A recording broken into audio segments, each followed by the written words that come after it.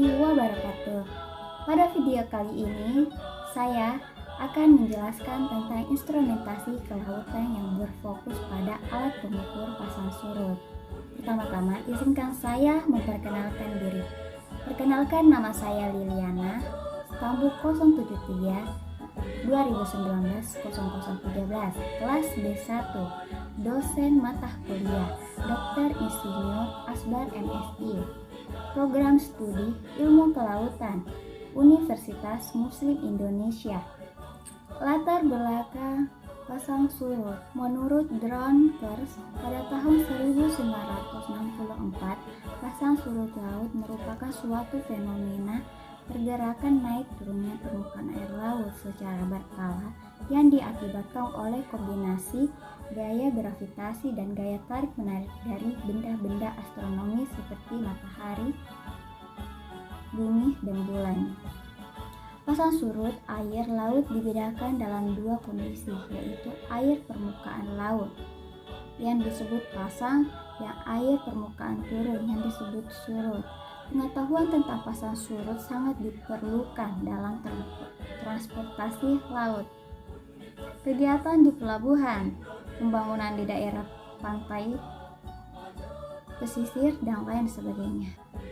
Nah, pada saat terjadi bulan purnama, bagian bumi yang menghadap bulan akan mengalami pasang naik tinggi, sedangkan bagian bumi yang membelakangi bulan mengalami surut terdalam. Pasang naik atau pasang purnama umumnya terjadi 2 kali dalam sebulan, tepatnya di bulan baru dan bulan purnama. Ketika bulan baru, posisi bumi, bulan, matahari berada pada satu garis lurus atau biasa disebut konjungsi, sehingga gaya gravitasi bumi dan matahari menarik bumi.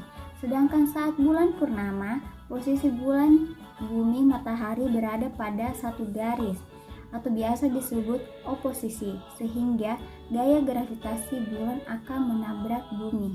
Bisa dilihat pada gambar di sini. Adapun pasang perbani, kondisi ini disebut juga pasang naik dan pasang surut terendah. Pasang perbani terjadi saat bulan di kuartal 1 dan kuartal 3. Bulan kuartal adalah posisi bulan berada pada tegak lurus dengan garis penghubung bulan dan matahari atau membentuk sudut 90 derajat, tidak sejajar dengan bumi. Pasang ini juga terjadi 2 kali pada setiap bulannya. Bisa dilihat pada gambar di samping. Manfaat pasang surut air laut. Peristiwa pasang surut air laut sudah banyak dimanfaatkan manusia dari sejak dulu. Manfaat utama adalah para nelayan bisa menemukan kapan waktu yang tepat untuk berlayar. Pada saat air laut pasang atau naik, para nelayan tersebut akan mudah dalam menangkap ikan di laut. Selain itu, kondisi pasang surut air laut juga bisa dimanfaatkan oleh pengelola tambak garam. Tambak garam bisa mendapat air laut dengan mudah saat terjadi pasang karena air laut lebih gampang untuk diambil sebanyak-banyaknya.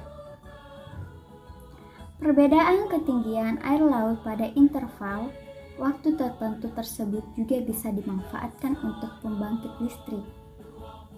Gerakan air laut dapat menghidupkan generator sebagai sumber listrik. Pembangkit listrik dengan bantuan pasang surut air laut sudah banyak dijumpai seperti PLTU. Pasang surut air laut ini juga bisa dimanfaatkan untuk kegiatan transportasi air seperti perahu, kapal kecil, dan kapal besar. Saat air laut naik, transportasi air bisa berangkat dengan berlabuh di pelabuhan, sedangkan saat air laut surut, transportasi air tersebut bersandar atau berhenti sejenak. Manfaat terakhir bisa digunakan untuk kawasan wisata, untuk orang-orang yang menyukai berselancar di laut. Pada saat pasang sangat bagus untuk berselancar. Semakin tinggi ombak di laut, semakin bagus untuk berselancar. Metode kerja alat pengukur pasang surut pada air laut. Untuk dapat menentukan atau memprediksi pasang surut air laut, maka dibutuhkan data amplitudo dan beda fase pada tiap komponen pembangkit pasang surut. Data tersebut bisa diambil pada interval waktu tertentu sehingga dapat memperoleh fungsi dari komponen harmonik permukaan air laut. Setiap wilayah memiliki perbedaan kondisi pasang surut air laut. Studi dalam penentuan dan perhitungan pasang surut sudah banyak dilakukan untuk mengetahui tipe pasang surut suatu wilayah serta komponennya.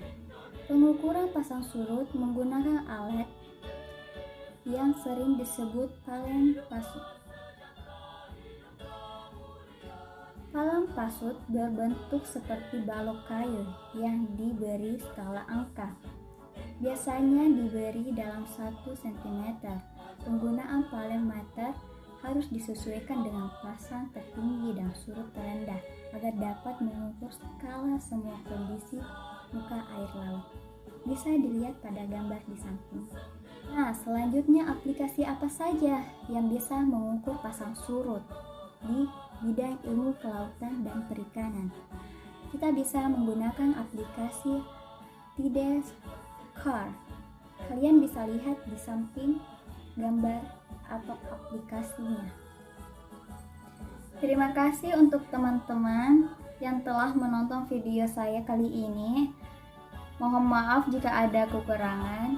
Kurang lebihnya mohon dimaafkan. Wabillahi taufiq wal hidayah. Assalamualaikum warahmatullahi wabarakatuh.